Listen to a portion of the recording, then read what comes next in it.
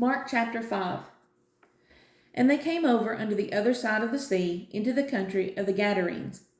And when he was come out of the ship, immediately there met him out of the tombs a man with an unclean spirit, who had his dwelling among the tombs, and no man could bind him, no, not with chains, because that he had been often bound with fetters and chains, and the chains had been plucked asunder by him, and the fetters broken in pieces, neither could any man tame him.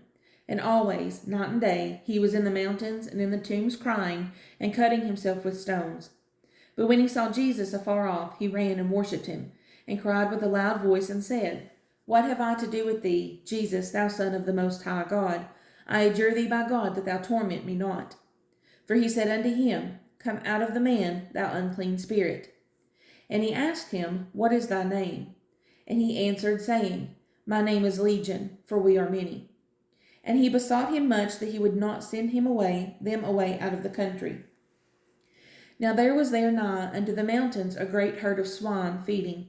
And all the devils besought him, saying, Send us into the swine, that we may enter into them. And forthwith Jesus gave them leave, and the unclean spirits went out and entered into the swine. And the herd ran violently down a steep place into the sea. They were about 2,000, and were choked in the sea. And they that fed the swine fled, and told it in the city and in the country. And they went out to see what it was that was done. And they come to Jesus, and see him that was possessed with the devil, and had the legion, sitting and clothed, and in his right mind. And they were afraid. And they that saw it told them how it befell to him that he was possessed with the devil, and also concerning the swine. And they began to pray him to depart out of their coasts. And when he was come into the ship, he that had been possessed with the devil prayed him that he might be with him. Howbeit Jesus suffered him not, but saith unto him, Go home to thy friends, and tell them how great things the Lord hath done for thee, and hath had compassion on thee. And he departed, and began to publish in Decapolis how great things Jesus had done for him, and all men did marvel. And when Jesus was passed over again by ship unto the other side, much people gathered unto him, and he was nigh unto the sea. And behold, there cometh one of the rulers of the synagogue, Jairus by name, and when he saw him, he fell at his feet, and besought him greatly, saying, My little daughter lieth at the point of death. I pray thee, come and lay thy hands on her, that she may be healed, and she shall live. And Jesus went with him, and much people followed him, and thronged him. And a certain woman which had an issue of blood 12 years, and had suffered many things of many physicians, and had spent all that she had, and was nothing bettered, but rather grew worse, when she had heard of Jesus, came in the press behind, and touched his garment. For she said, If I may touch but his clothes, I shall be whole. And straightway the fountain of her blood was dried up, and she felt in her body that she was healed of that plague.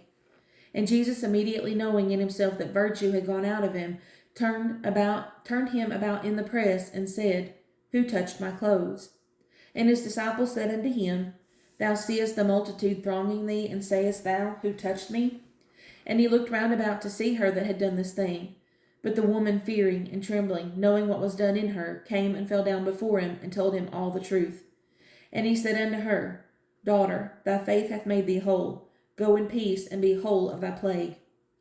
While he yet spake, there came from the ruler of the synagogue's house certain which said, Thy daughter is dead. Why troublest thou the master any further? As soon as Jesus heard the word that was spoken, he saith unto the ruler of the synagogue, Be not afraid, only believe. And he suffered no man to follow him, save Peter and James and John, the brother of James. And he cometh to the house of the ruler of the synagogue, and seeth the tumult, and them that wept and wailed greatly. And when he was come in, he saith unto them, Why make ye this ado, and weep? The damsel is not dead, but sleepeth. And they laughed him to scorn. But when he had put them all out, he taketh the father and the mother of the damsel, and them that were with them, and entereth in where the damsel was lying. And he took the damsel by the hand, and said unto her, Talitha cumi, which is, being interpreted, Damsel, I say unto thee, arise. And straightway the damsel arose and walked, for she was of the age of 12 years. And they were astonished with a great astonishment. And he charged them straitly that no man should know it, and commanded that something should be given her to eat.